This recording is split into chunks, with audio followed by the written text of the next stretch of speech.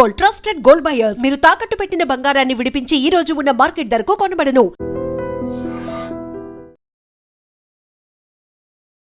నమస్తే. ఈ ఫోటో చూస్తే మీకు ఒక విషయం అర్థమై ఉంటుంది. అత్యాచారానికి గురైనటువంటి ఒక అమ్మాయి, ఒక బాలిక, మహిళ. నిజంగా చాలా బాధ కలుగుతుంది ఈ వార్త చేస్తుంటే. దేశంలో అత్యాచారాలు విపరీతంగా పెరిగిపోతున్నాయండి. కానీ ఇప్పుడు నేను చెప్పేటటువంటి వార్త, ఆ అత్యాచారం ఎక్కడ జరుగుతుందంటే, సామూహిక అత్యాచారం ఎక్కడ జరిగింది అంటే, తమిళనాడులోని ప్రసిద్ధ పుణ్యక్షేత్రమైనటువంటి అరుణాచలం సన్నిధిలో ఇంత దారుణమైనటువంటి ఘటనలు జరుగుతున్నాయంటే చాలా బాధ కలుగుతుంది.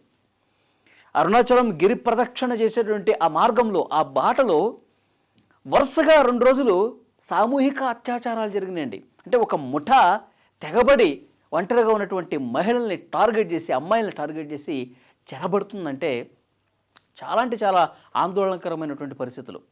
నిజంగా ఆ అరుణాచలం దేవుణ్ణి దర్శించుకోవడానికి దేశవ్యాప్తంగా భక్తులు వస్తూ ఉంటారండి. ఇక్కడ మన ఆంధ్రప్రదేశ్ నుంచి, తెలంగాణ నుంచి, చుట్టుపక్కల అన్ని రాష్ట్రాల నుంచి కూడా తమిళనాడు అరుణాచలాన్ని సందర్శిస్తూ ఉంటారు.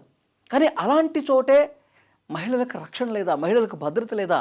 సామూహిక అత్యాచారాలు ఏంటి దేవుడి సన్నిధి దగ్గర? అసలు అక్కడ పోలీసు వ్యవస్థ ఉందా? అక్కడ సరైనటువంటి పర్యవేక్షణ ఉందా? అక్కడ సీసీ కెమెరాలు అసలు ఉన్నాయా? భద్రత ఉందా? అమ్మాయిలు అక్కడ అత్యాచారాలకు గురి కావటం ఏంటి? ఒక ముఠాలు తెగబడి ఇష్టారీతిన రేపులు చేసేయటం ఏంటి? చాలా బాధ కలిగించేటువంటి విషయం.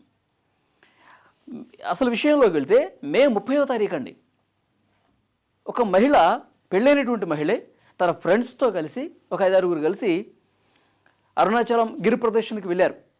వాళ్ళు గిరి ప్రదక్షిణ చేసుకున్నారు, అంతా బాగా జరిగింది.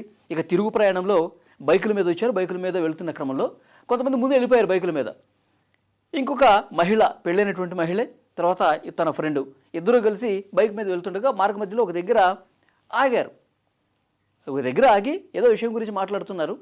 ఆ టైంలో అక్కడే కాపు కాచుకొని కూర్చున్నటువంటి ఒక రాక్షస ముఠ, అంటే ఈ విధంగా దోపిడీలు దౌర్జన్యాలు చేసే ఒక ముఠ వాళ్ళ దగ్గరకు వచ్చి వాళ్ళని ఆ పక్కనే లోపల, అడవి లోపలికి తీసుకెళ్ళిపోయారండి. మారణాయుధాలు, ఇంత పెద్ద కర్రలు, కత్తులు పట్టుకుని వాళ్ళ మీద దాడి చేసి బలవంతంగా లోపలికి లాక్కుపోయారు. ఇద్దరిని లాక్కుపోయి ఈ మహిళని చాలా దారుణంగా అత్యాచారం చేశారు.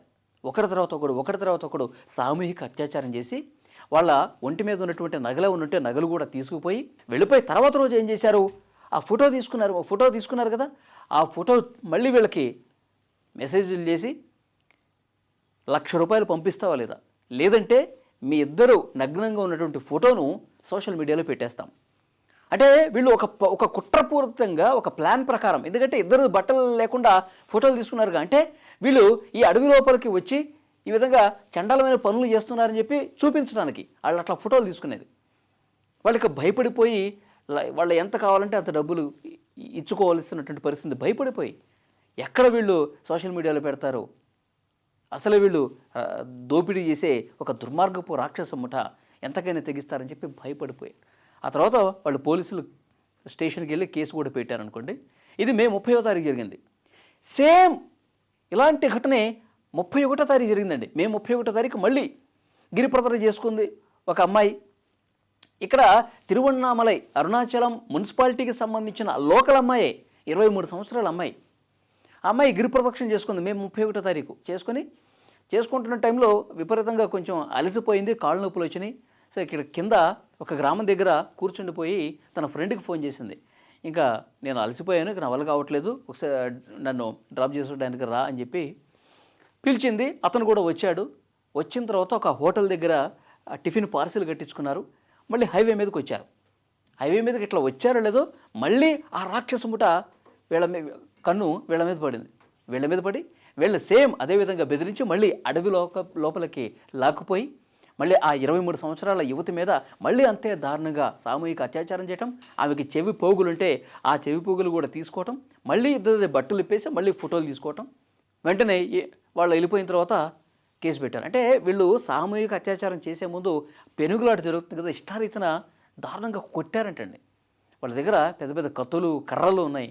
మాట వినకపోతే చంపేస్తామని చెప్పి లిటరల్గా వాడినేమో కత్తులతో దాడి చేయటం, ఈ అమ్మాయి మీద కర్రలతో కొట్టడం.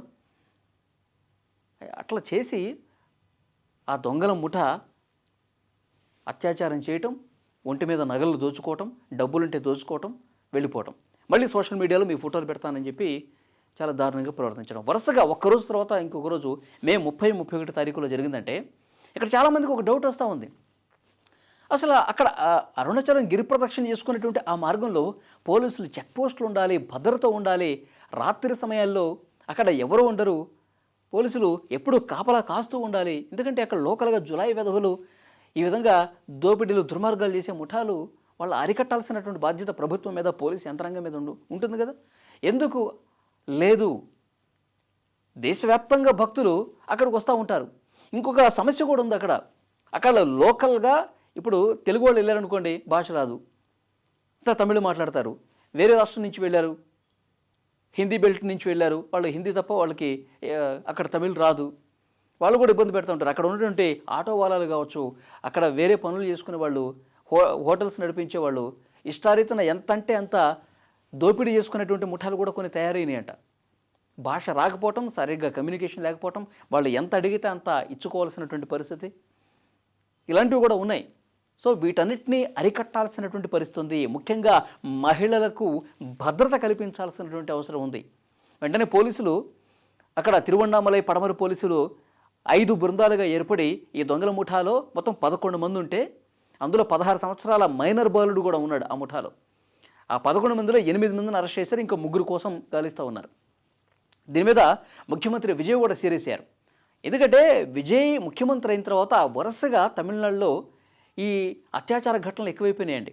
మొన్నటికి మొన్న మీకు తెలిసే ఉంటుంది, అక్కడ కోయంబత్తూరులో ఒక మైనర్ బాలికని చాలా దారుణంగా రేప్ చేసి ఇంటి దగ్గరే ఉన్నటువంటి వాళ్ళు అత్యాచారం చేసేసి అక్కడ ఊరి బయట చెరువు దగ్గర పొదల్లో పడేసి వెళ్ళిపోయారు. ఆ కేసు గురించే 3 పోలీసులు, ఐపీఎస్ అధికారులు ప్రెస్ మీట్ పెట్టి నవ్వుకుంటూ కనీసం సీరియస్నెస్ లేకుండా ఉంటే వాళ్ళ మీద సీరియస్ అయ్యారు కదా. మొత్తం తమిళనాడు వ్యాప్తంగా పెద్ద ఎత్తున వైరల్ అయింది ఆ ఘటన. అసలు ఇంకా అది మైండ్లో నుంచి పోలా. ఆ మైనర్ బాలికను అంత దారుణంగా అత్యాచారం చేసి చంపేసిన ఘటన ఇంకా మరిచిపోకముందే మళ్ళీ మే 30వ తారీఖు, 31వ తారీఖు వరుసగా 2 ఘటనలు, అది కూడా అరుణాచలం దివ్యక్షేత్రం ఆ మార్గంలో జరగటం అనేది నిజంగా అక్కడ పరిస్థితులు ఎంత దారుణంగా ఉన్నాయి, ఎంత భయానకంగా ఉన్నాయి. వేరే రాష్ట్రాల వాళ్ళు, అసలు వేరే రాష్ట్రాలు కాదు, ఆ తమిళనాడులో ఉన్నటువంటి వాళ్ళు కూడా అరుణాచలం ఆ దేవుణ్ణి దర్శించుకోవడానికి వెళ్ళాలంటేనే భయపడే పరిస్థితులు కనిపిస్తూ ఉన్నాయి. సో దీన్ని ముఖ్యమంత్రి విజయ్ చాలా సీరియస్గా తీసుకోవాల్సినటువంటి అవసరం ఉంది. లేకపోతే ఇంకా విజయ్ గారు పనితీరు పట్ల క్వశ్చన్ చేసేటువంటి పరిస్థితులు ఉంటాయి. ఒక అమ్మాయి అక్కడ అత్యాచారానికి గురవుతుంది, ఒక అమ్మాయికి రక్షణ లేదు, స్వేచ్ఛగా బయటికి తిరగలేకపోతా ఉన్నారు అంటే ఆ రాష్ట్రాన్ని మొత్తానికి కూడా ఎంత బ్యాడ్ నేమ్ అండి. కాబట్టి సీఎం విజయ్ చాలా సీరియస్గా యాక్షన్ తీసుకోవాల్సినటువంటి అవసరం ఉంది. పోలీసు వ్యవస్థను మరింత పటిష్టం చేయాల్సినటువంటి అవసరం ఉంది. ముఖ్యంగా ఇలాంటి పుణ్యక్షేత్రాలకు వస్తున్నటువంటి భక్తులు వాళ్ళు ఎక్కడి నుంచి వచ్చినా సరే గుండె మీద చెయ్యి వేసుకొని ఇక్కడ మనం హ్యాపీగా ఉండొచ్చు, ధైర్యంగా ఉండొచ్చు, ఎలాంటి భయం మనకు లేదని చెప్పి ఆ ధైర్యాన్ని ప్రతి ఒక్క భక్తుల్లో కల్పించాల్సినటువంటి అవసరం ఉంది. లేదంటే కనుక విజయ్ ప్రభుత్వం మీద తీవ్రమైనటువంటి విమర్శలు వచ్చే అవకాశం ఉంది. దీన్ని ఆయన సరి చేసుకోవాలని చెప్పి కోరుకుందాం. ఈ వీడియో మీద తప్పకుండా మీ అభిప్రాయం కామెంట్ చేయండి.